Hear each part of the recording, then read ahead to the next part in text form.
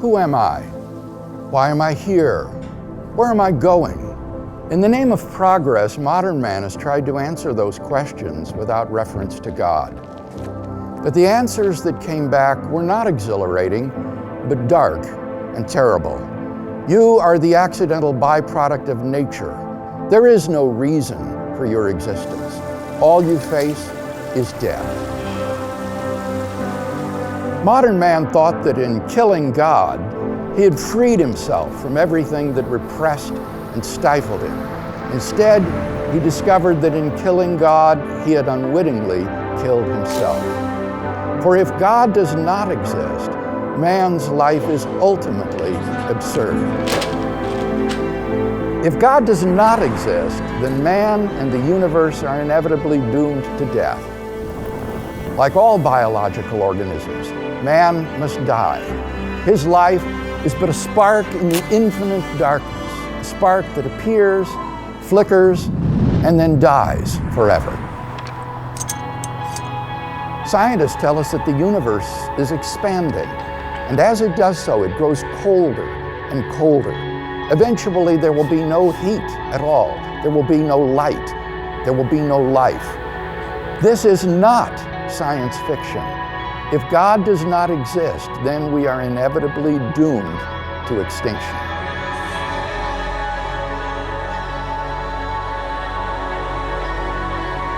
Now, what does all this imply? It means that life itself is absurd. It means that the life we do have is ultimately without meaning, value, or purpose.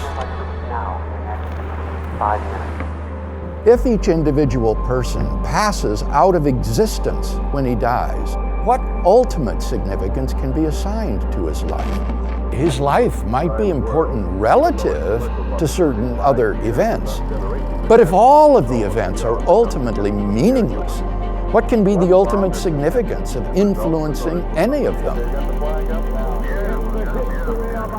Mankind is thus no more ultimately significant than a swarm of mosquitoes, for their end is all the same. This is the horror of modern man. Because he ends in nothing, he ultimately is nothing. But it gets even more distressing. For if life ends at the grave, it makes no ultimate difference whether you live as Joseph Stalin or as a Mother Teresa. If your destiny is ultimately unrelated to your behavior, then you may as well just live as you please. Moral values are either just expressions of personal taste or else the byproducts of biological evolution and social conditioning. Who's to say whose values are right and whose are wrong? Now think of what that means. It means that it is impossible to condemn war, oppression, or crime as evil.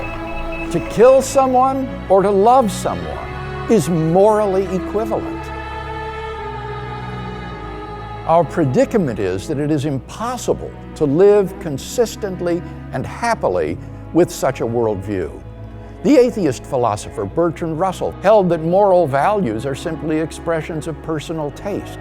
And yet Russell admitted that he could not live that way. He therefore found his own worldview, and I quote, "incredible. I do not know the solution," he confessed.